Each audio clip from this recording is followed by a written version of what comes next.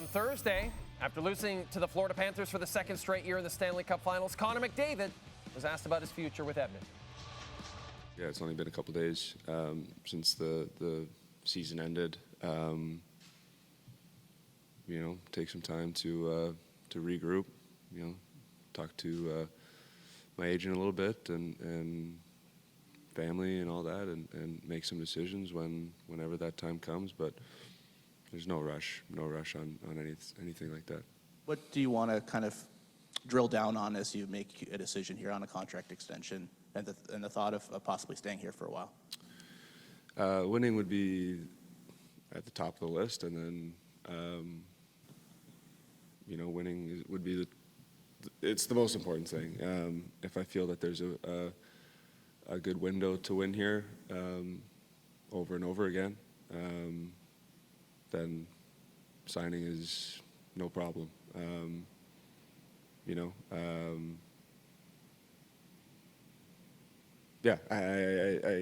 Again, it's only been a couple of days. I'm sure we'll get into it over the course of the next couple of weeks. But again, I'm not in a rush to make any decision, so I don't think that there needs to be any timeline. I know people are going to look at that July 1 day and be looking to see if there's anything done. But for me, I'm just not in a rush that way. How do you think this team, this organization is positioned, not just for next year, but 3, 4, 5 years down the road to keep this window open? I think the team is certainly positioned to be really good again next year. Really, really good again next year. Beyond that, I don't know or care. We're worried about next year, and that's the only focus. That's his situation, and he will do what's best for him and his family. And do I want him here forever? Yes, of course. I think everybody does. There's not much I can give you there. This core has been together for a long time, and we've been building to this moment, all along. The work that's gone on behind the scenes, the conversations, the endless, disappointments, and some good times along the way, obviously as well. We're all in this together, trying to get it over that finish line.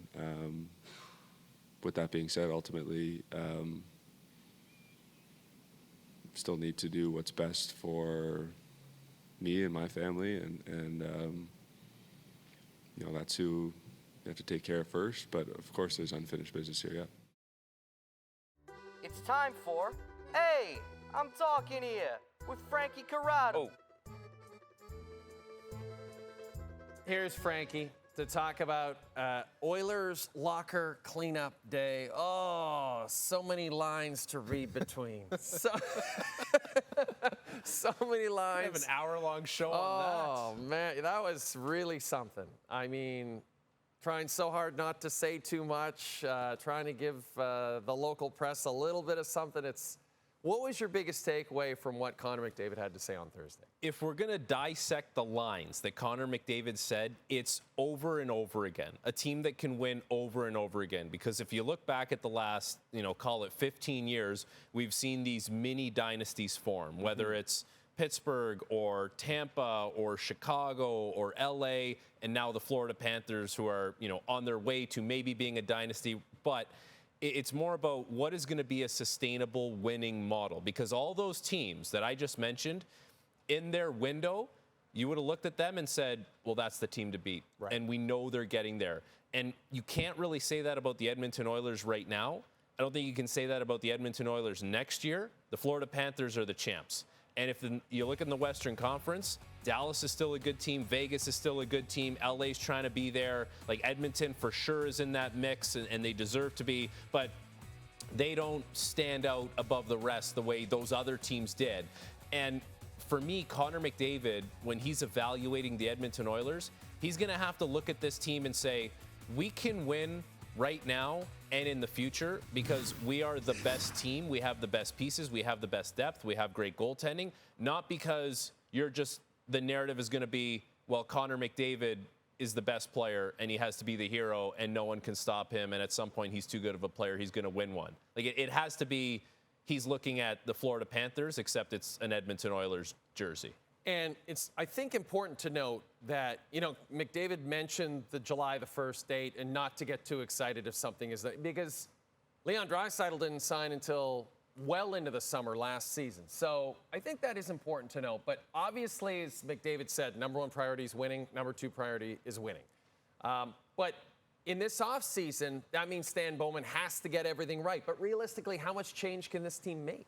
They're going to have to make some kind of change because in order for this team to be viewed upon Connor McDavid's eyes as a team that is going to win sustainably, the goaltending needs to be upgraded. Like, there needs to be a portion of this group in the lineup where it's not pieces out, pieces in. Like, we saw a lot of pieces walk out the door this year, and yes, they replaced those guys. Teams that are sustainably successful, it's like the guys are coming back. There's a lot of guys coming back in Florida. We talk about the guys that might not be back there, but guess what? The vast majority of that team, they're all coming back. The Pittsburgh Penguins, when they won their 2 cups, a lot of those guys came back. Same with Tampa. Yes, as time goes on, you get cap implications and guys move on. But in that window, like that's where the group really has to be cohesive and stay together.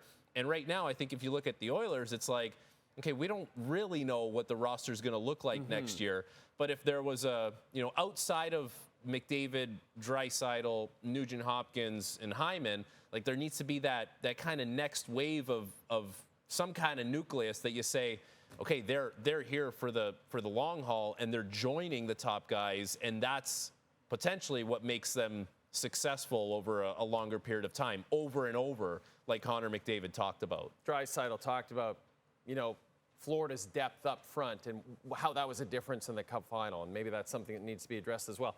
Just throwing this out there, a goaltender like Jeremy Swayman, suddenly the Boston Bruins find themselves non-contenders and maybe want to unload. Like, is it gotten to that point where you have to take a swing at someone like that? You have to take a swing at a goaltender. You can't try and run this thing back again with the same 2 guys. And it's not that they're bad goalies. It's just they're not going to put you over the edge in a situation where you need them to. Something like Bobrovsky did, something like Vasilevsky has done.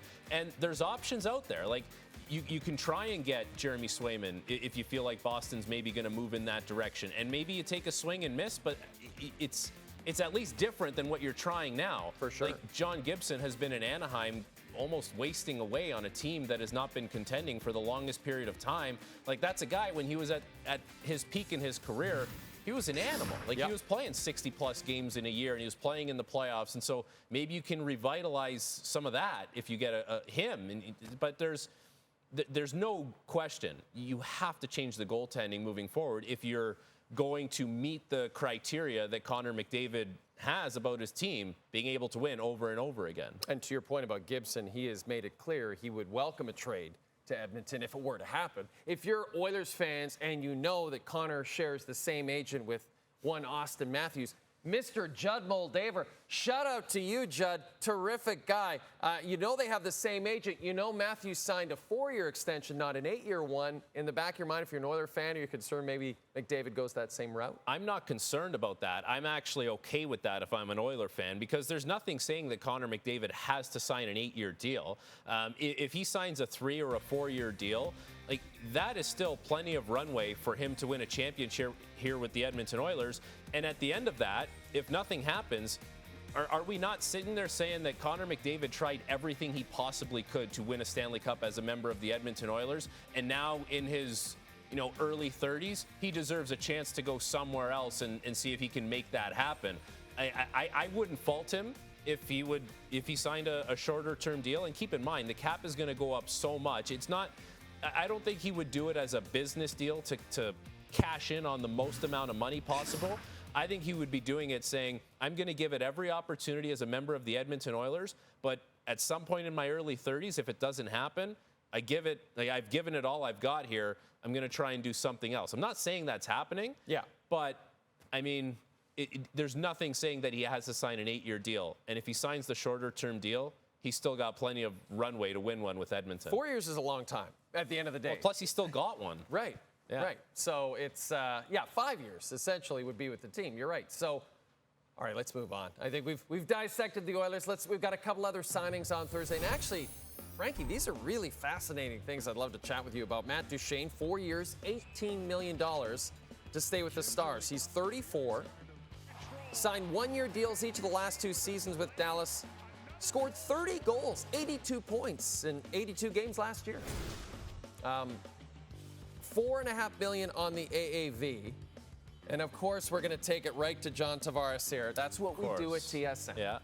Now, I know there's a Twitter account. Just can't wait to post this. I know Leaf fans would love to draw a direct line to that $4.5 million on the AAV and say, well, why can't we get Tavares on that deal?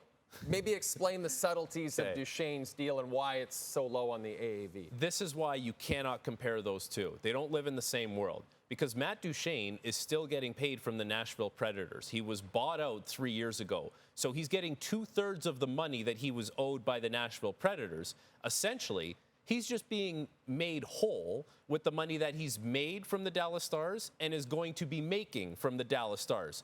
John Tavares is not being paid by anyone else. He can't supplement cash from another NHL team. So you can't expect John Tavares to talk to Brad Treliving and say, yeah, well, I guess I'll take the 4.5 that Duchene got. It's just, that's not a reality. John Tavares is coming off an unbelievable season, almost scored 40 goals. He deserves to make a decent amount of money. It's not going to be $4.5 million, but that's the reason why Matt Duchene is in a position to do a favor for the Dallas Stars, if you want to call it that, because he's getting money from somewhere else. And the other thing about Matt Duchene is, listen, he's made stops in Colorado, Ottawa, Columbus, Dallas, Nashville. Like, he's at a point in his career where he'd probably like to settle down in one spot and continue to have a chance to win. Dallas offers him a nice lifestyle, a chance to win, a good opportunity as far as his ice time goes on that team, and I guess it's a good fit. Yeah. Not to mention that, like, the money is essentially just making him whole on what he was supposed to make after signing his deal with Nashville. Yeah, you nailed it. A contending team, Jim Nill, awesome GM. He's always going to make him competitive. He has a young family. It makes total sense for Matt Duchene. This is fun, buddy. I loved it. Thanks for doing this. Thank you.